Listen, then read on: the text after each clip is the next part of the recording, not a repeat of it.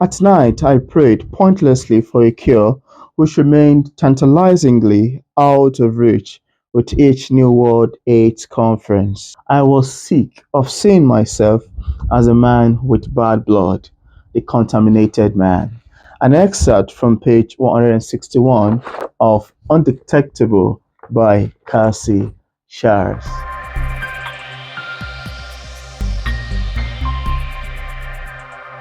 Hello, my fellow book lovers. Today I've got a striking memoir to review, and it's my first review in the year of 2025. And I'm so excited, really, because this is a book I've been trying to finish for a long while. It's a memoir, it's a real life story of Cassie Shaz, whom I've had the privilege of interviewing several months ago, I think more than 6 months now, yeah. So after I interviewed Cassie Shaz, I was piqued with his novel, by the fact that it's the first time ever that I'm interviewing an author who was written on the theme of HIV/AIDS. Yeah, I mean, this is someone that contacted the virus, and for you to contact the virus and put yourself out there to tell a story based on how this come to be, I think it's a bold step to take, really, as an author. I think it's quite an unusual step. I'm not quite sure. I know there will be books. I know there will be books in this themes and category, but I think this is the first time ever reading a book in the theme of HIV and AIDS contamination, love stories are quite sad, and how people get contaminated from, say, from husbands to wife, or from wife to husband, or some, in case of some women who pass on the virus from themselves to their kids during birth, during breastfeeding, and several other encounters actually. So to have seen Cassie Shas actually write a book, Undetectable, um, memoir of his life story, memoirs of his life with HIV/AIDS virus, and him being a gay man in the 1990s. His coming out story, its love adventure, his sexual escapades, and several other things encapsulated in the book. It's quite very sad, really. Quite sad. I mean, it's a whole mixture of emotion. Yeah. At some point, I felt empathetic for him. At some point, I feel, oh, perhaps this is a repercussion of your deeds. At some point, I feel so sad, really. And at some point, I just have this feeling of indifference. So it's actually a tough read for me, to be frankly speaking, because it's a whole mixture of roller coaster. First of all, I was intrigued for someone to write a book in this category. And now, the book itself, the kind of theme that you get to see, or the kind of things you're exposed to as you keep reading from one part to another, from one chapter to another, it's one that's quite very overly emotional, heart-wrenchingly pulling, and one that is unflinchingly angry. It all started, first of all, with the story of Cassie Shaz, his love adventure back then in his early 30s, how he met Gibato. And I love the characterization, but I won't be delving too much into characterization because one of the two main characters that actually stood with me is the protagonist, the writer himself, Gibato.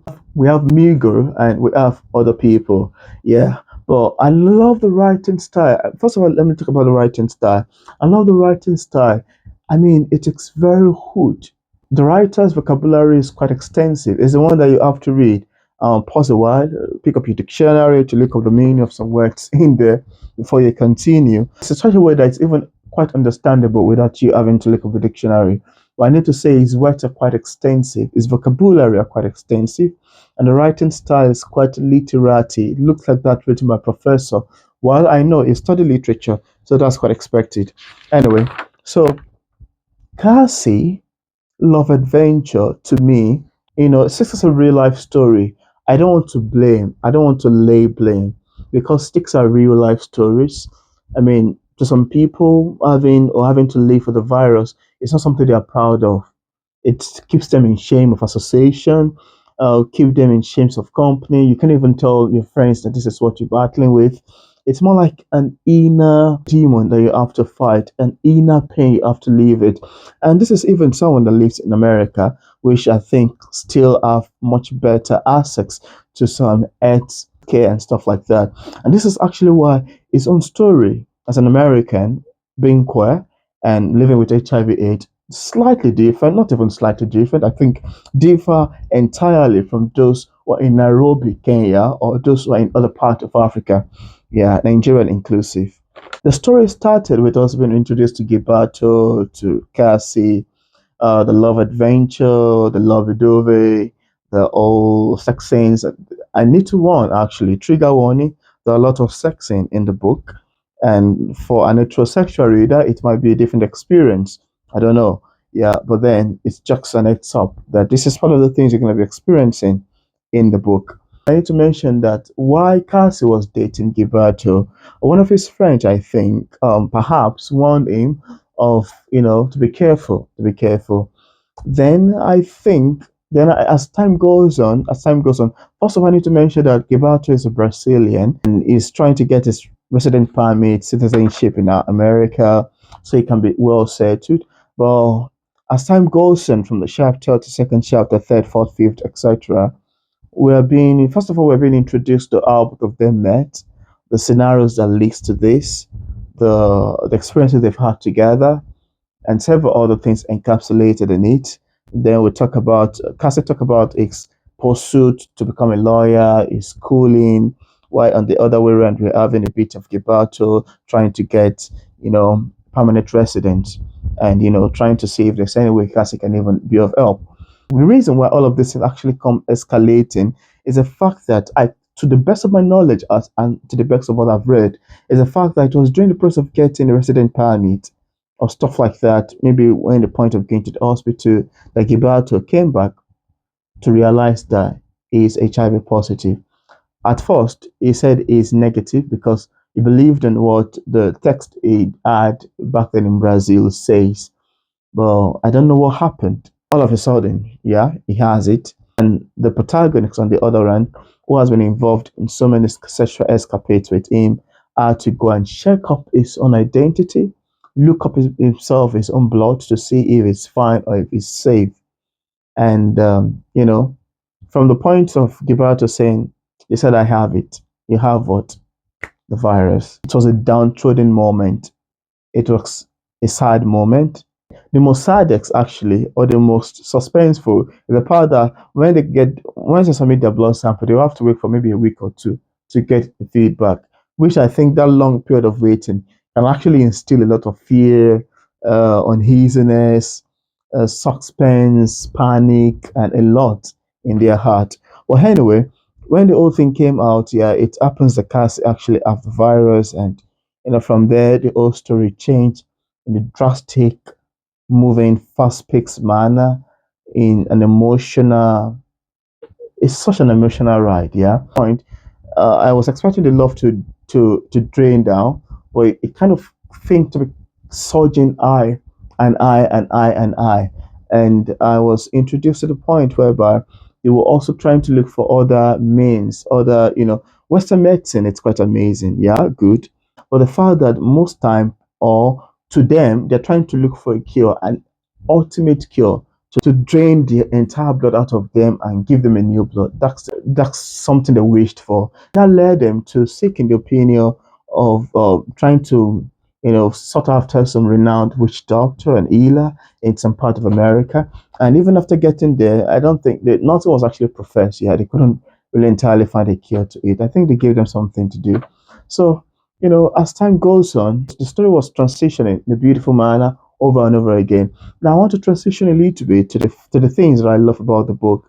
Is the fact that it's extremely historical, it's very medical, and at some point I was thinking perhaps the author is a medical doctor or a medical practitioner who has written about this, because his ideas, his take, his point of views are well grounded. It's the type that comes from a medical practitioner.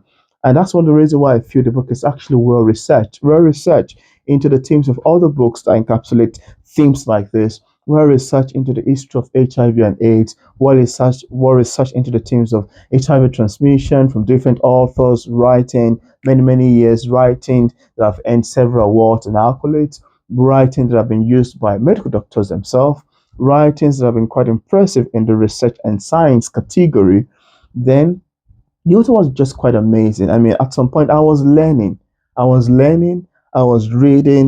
the protagonist story. I was learning, and I was also learning the history of the history of HIV transmission, etc. The story is set in the 1990s, but as time goes on alongside the story, I think we're being introduced or we're being moved from one year to another in time to perhaps to some closeness currently. So another thing I like to mention in the book is the aftermath, the after effect of the HIV transmission. And I wouldn't love to give much away. I would love you to find out that yourself because of my attempt to keep it spoiler free. Do you think this relationship is going to carry on? That's why the fact that, you know, HIV get transmitted from one partner to another. And do you actually think it's intentionally passed or it was mistakenly passed? This is a question I would love to leave you with. Because while I read through the book, a part of me feels like Gil could be aware of his situation. I mean, for crying out loud.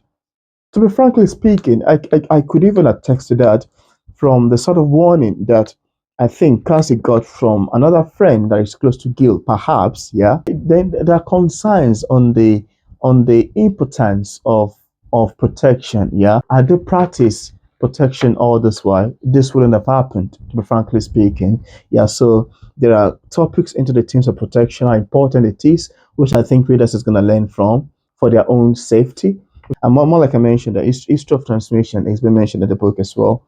But then I wanted you to leave. I want to leave you to find out what eventually become of number one, Cassie's career as a lawyer, his career as a professor.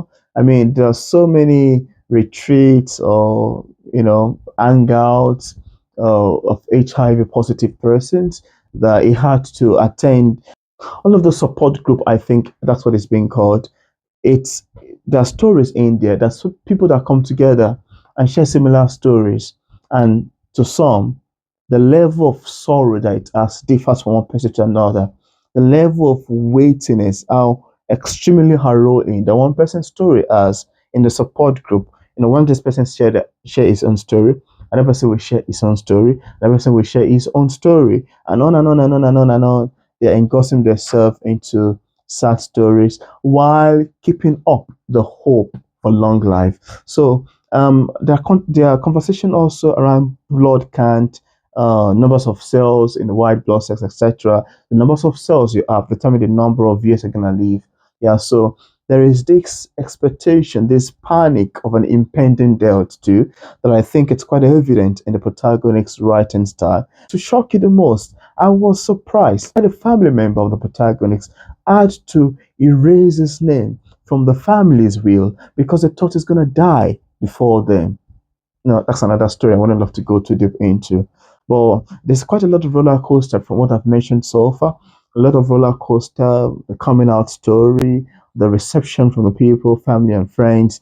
You navigating all of these things while being a brother, a son, a stepdad, it's a whole lot. I can imagine.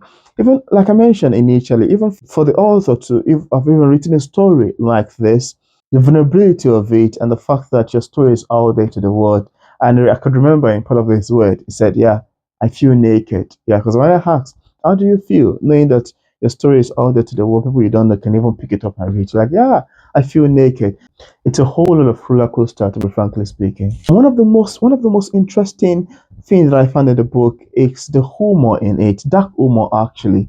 Like the set of places I would love to quote. Should I say My name is Cassie Charle and I have HIV, stuff like that. And the most funniest part is the part whereby Cassie had to throw a question to the speaker at the writer event in Nairobi, and his questions was like, why was the two Kenya men who got married in London owned.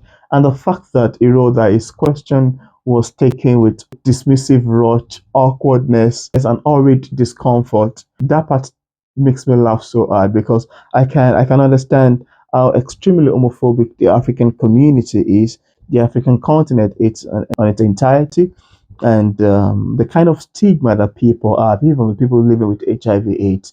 Yeah, but frankly speaking, this is something that is quite particular everywhere. Number one, living with the stigma of HIV and AIDS, it's something that is quite very sad that most people don't even like talking about. You could have a friend who has it, you wouldn't let you know. Imagine how it would feel like for them even receiving treatment, because some hospitals are not even safe. or people that works in the HIV category might not know how to speak to people. They might be looking at you in a terrible manner, looking at you like you're the most simple person on earth. And that atmosphere not being conducive alone could make so many people die in silence. Yeah, so that's a whole lot of emotion. You have like two things you're trying to hide away from, two things you're trying to dismiss, two things that have different perception from person to person, and it's quite very hard to take them in, to swallow, to digest as a person. It's a whole lot, really. Heart-wrenchingly sad. It is overly emotional. It is, and I think there are bits people can actually learn within to the story. But then at some point, like I mentioned in my written review, I don't want to lay blame, but I think this is something that could have been avoided. This is something that a narrator could have avoided. But then who am I to lay blame? Yeah, I'm in no condition to judge or lay blame whatsoever. All I have to say is that it's an impressive story. It's a sad one, overly emotional, well written, deserving of awards, and I solely recommend this book to lovers of memoirs and literature at large. So if you'd like to get a copy of Undetectable by Casey Charle, I left a link in the description part of this review where you can get a copy directly on Amazon. I also left a link in the description part to my first interview with the author, and I'm actually looking forward to another interview, a detailed one. Yeah, I crafted 10 questions. I love asking questions while reading the book, and I'm looking forward. Hopefully, the author accept the invitation. I'm looking forward to discussing it with him. So, thank you so much. Happy New Year! This is my first review in the new year. Thank you so much. Let me know what you're reading. Let me know your take. If you'll be picking up the book in the comment section, let me know if it's something you love to pick up. Let me know also in the comment section. And if you've not subscribed to the channel, if this is your first time watching, I love you to subscribe to the channel, click on the like button, share the link with your friends and families. And thank you so much for tuning in to my first review in the new year. Thank you so much and catch up with you later. Goodbye.